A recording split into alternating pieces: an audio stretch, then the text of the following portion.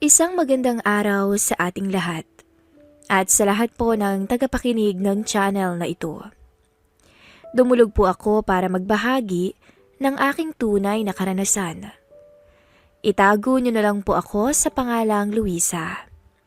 Isang tindera ng isda sa malaking pamilihan sa bayan ng Cavite. 31 anyos. Maglalabing 3 taon ng kasal sa aking asawa na si Benito. Hindi niya po tunay na pangalan. Isa po siyang company truck driver sa isang magandang kumpanya. Maayos naman ang kita niya at sapat ho sa 2 anak namin. Ngunit ang masayang pagsasama namin ay nabalutan ng malaking pagsubok at trahedya. Nang minsang magmaneho ito ng produkto nila at i-deliver niya sana. Hindi inaasahan. Nang aksidenteng biglang sumalpok ang minamaneho nitong truck sa kapwa niya truck driver rin sa highway. Agad namang dinala ito sa ospital at naging 50-50 ang buhay ng aking asawa. Nang dahil po doon, malaking gamutan ang gagastusin ng aking asawa sa ospital. Sinugot naman po ng kumpanya nito ang mga gastusin at pagpapagamot dito. Kaso lang, hindi ang aming pangangailangan na pang-araw-araw. Matagal-tagal pa rin kasi ang tulong na sinasabi ng kumpanya sa aming pamilya. Kaya naman todo sipag ang ginagawa ko sa pagtitinda sa palengke. At hindi lang po iyon ang nangyari sa pamilya ko. Nang bigla ang sabay na nagkasakit ang 2 anak namin sa hindi malamang dahilan. Kung dala ba ito ng init ng panahon ang dahilan ng kanilang labis na pagsusuka at pagtatae. Sa takot ko po na lumala ang nararamdaman ng aking mga anak, agad kong dinala ito sa ospital at halos maubos na ang makinita ko sa pagtitinda ng isda araw-araw sa gamutan ng 2 bata. Napabayaan ko na rin ang iba pa naming bayarin. Ngayon nga pong umaga, habang nagpapahinga ako, binulabog na lamang ako ng katok ng matandang landlord ng inuupahan naming bahay. Luisa! Luisa, lumabas ka nga yan saglit at kausapin mo ko. Sigaw ng matanda. Wala akong magawa kundi bumangon sa higaan kahit na pagod pa ako sa pagbabantay sa aking mga anak na nasa ospital at sa pag-aasikaso naman sa aking asawa na nabalian ng kamay at kasalukuyang nakabenta pa ang braso nito na inoperahan at nilagyan ng bakal. Binuksan ko ang pintuan. Mang George, kayo ho pala. Tuloy po kayo sa loob at nang makapag-almusal po muna tayo. Magalang na bungad ko sa matanda na hindi niya po tunay na pangalan. Pumasok ito at naupo. Napansin ko naman agad ang mata nitong nagnakaw ng tingin sa katawan ko. Napatakip na lang ako ng braso nang maalalang wala nga pala akong suot na pang-ilalim kapag ako'y natutulog. Bueno, Luisa, hindi na ako magpapaligoy-ligoy pa. Kailangan ko na yung 3 buwan na renta niyo dito sa bahay. At kung hindi mo maibibigay sa akin to, mas mabuting magbalot-balot na kayo ng mga anak mo. Wika ng matanda, kasabay ng pagbabanta nito. Aligaga akong nagmakaawa sa matanda nang marinig yun. Naku naman, Manong George. Wag naman ho. Wala pa po kaming matutuluyan. Magbabayad naman po kami. Nagsabay-sabay lang talaga yung gastusin sa ospital ang aking asawa, pati na yung mga bata. Pagbigyan niyo pa po ako ng palugit, magbabayad naman ako Pakiusap ko sa kanya. Kaso mukhang hindi ko siya mapapakiusapan. Palugit? Abay, 3 buwan na renta ng kulang mo. Malulugi naman ako sa mga gusto mo. Giit ng matanda. Alam ko naman sa sarili ko na kalabisan ang hiling ko. Pero umaasa ako na baka mapagbigyan niya man lang sana ako. Pasensya na po. Isa pa pong pagkakataon. Kung gusto niyo po, lahat ng gusto niyo gagawin ko. Ipaglalaba ko kayo o kahit ano pa pong iutos niya sa akin gagawin ko. Wika ko at desperada na talaga ako ng mga oras na iyon. Nakita ko ang pagngisi ng matanda. Mali yata ang sinabi ko. Lalong nagpakita ito ng ibang motibo sa kanyang mga mata. Talaga ba, Iha? Lahat ba ng naisin ko susundin mo? Kung sasabihin ko bang alisin mo yung suot mo sa harapan ko ngayon, gagawin mo ba? Wika ng matanda na kinabigla ko. Tumayo ako at tumalikod. O, di ba? Hindi mo kaya ang gusto ko. Kaya bukas na bukas, magbalot-balot na kayo ng gamit. At pagbalik ko, ayoko nang makikita kayo dito sa bahay ko. Liwanag ba? Mariing wika ng matanda at tumayo na rin sabay naglakad papaalis. Halos maluha ako habang tinatawag ko ang pangalan nito nang hindi na nag-isip pa. Mang George, sandali lang ho. Wika ko. O bakit? Tanong nito sabay pihit paharap sa akin. Doon na ako nagsimulang ilantad ang katawan ko sa harap ng matanda. Wala akong itinara na kahit isang suot. Habang nakatayo ako sa harapan niya, ay sumasabay ang agos ng aking mga luha. Unti-unti itong lumapit sa akin. Tuluyang dumapo ang pagsimoy ng ilong niya sa leeg ko. Halos mandiri ako sa kanya, kaso wala akong magawa dahil nangangailangan ako. Kung ano-anong pambabastos pa ang binulong niya sa akin ng mga sandaling yun. Gustuin ko man siyang sampalin sa mga pinagsasabi niya sa akin, ay nagpigil ako at baka mapalayas ako ng tuluyan sa bahay na ito. Sige, Iha, hindi ko na kayo paaalisin sa bahay ko. Sa isang kondisyon. Ani niya at binitin pa ang kanyang gustong sabihin. Ano bang kondisyon? Tanong ko. Simple lang naman, Iha. Tabihan mo ako sa kama. Sa bawat pagsasama natin, ay bayad ang upa niyo ng bahay. Kung matutuwa pa nga ako sa'yo, baka bigyan pa kita ng pera. Nakangising wika nito. Hindi ko alam kung papayag ako ng mga oras na yon. Hindi ako agad sumagot. Patuloy pa rin ang pagbagsak ng luha sa aking mga mata. Grabing kahiyan talaga ang nangyayari sa akin, lalo na kapag nalaman ito ng mga kapitbahay ko. Napakatanda na ni Manong George. Ang pagkakaalam ko, sabi sa akin ng asawa ko ay byudo na ito.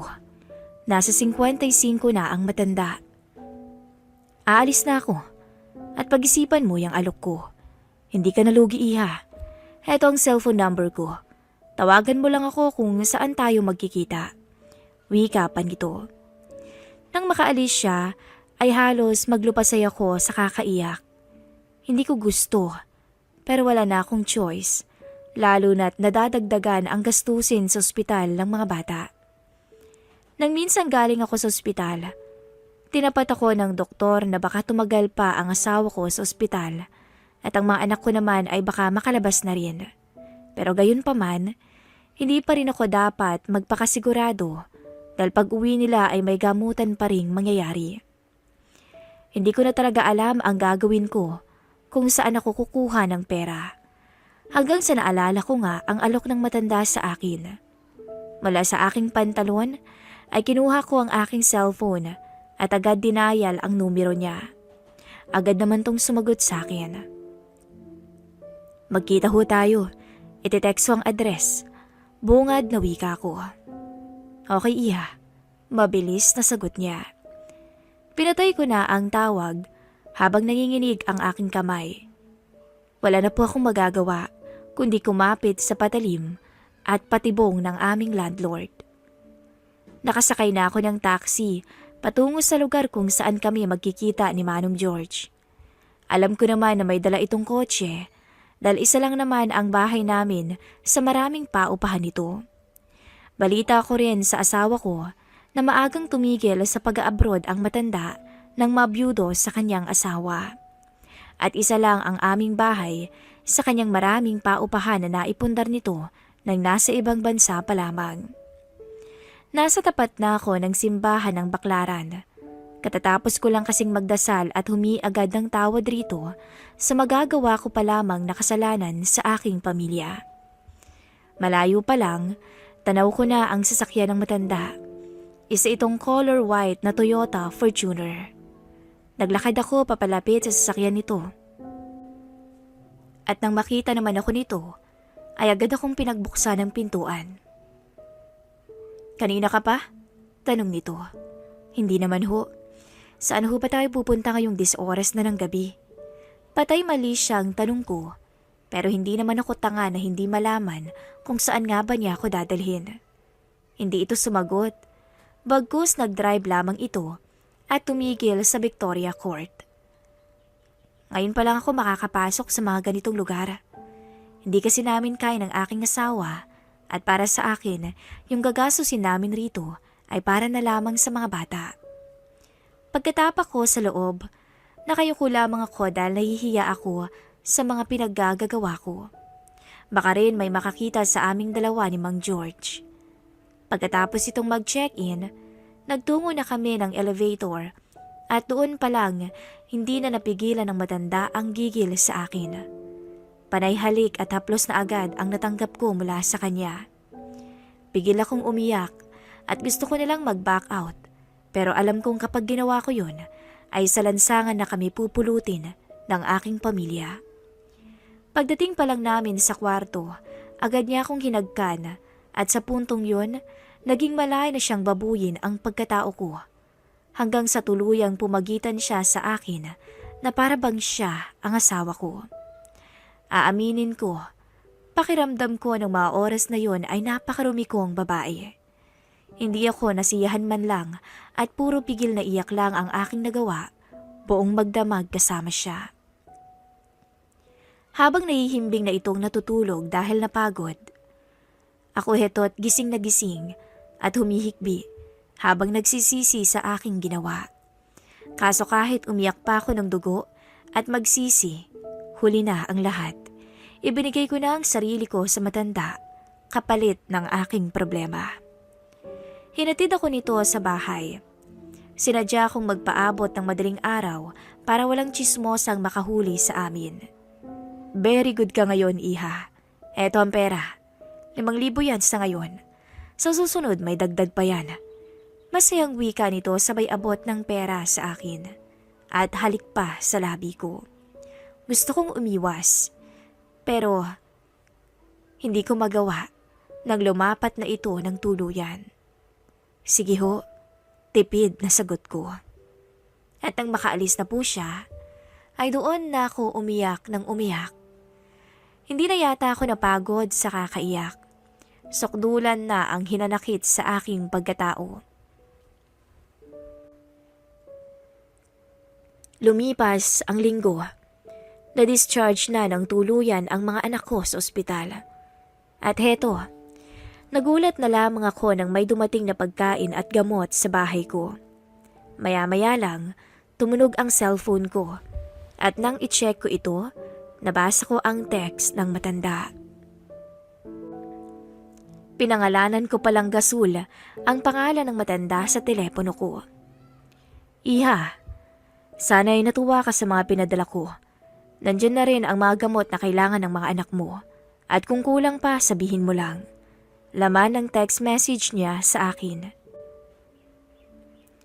Hindi ko alam kung paano po niya nalaman ang mga gamot na kailangan ng aking mga anak. Nag-reply na lamang ako rito ng salamat. Naulit pa po ang aming pagkikita. Dinala naman niya ako sa Baguio at ilang araw kaming nag-stay ron. Hindi na nga po ako halos nakakapagtinda sa palengke. Mas malaki pa kasi ang binibigay ng matanda sa akin kumpara sa kita ko sa pagtitinda ng isda araw-araw. Masyado nang naging obsessed sa akin si Mang George at lahat ng gusto ko ay binibigay niya. Hanggang sa maputol rin ang aming ugnayan dahil nalaman ito ng aking anak na panganay at binalaan niya ako na kapag hindi raw ako tumigil o kapag hindi ko raw tinigil ang ginagawa kong kahihiyan, ay isusumbong niya ako sa tatay niya na aking asawa.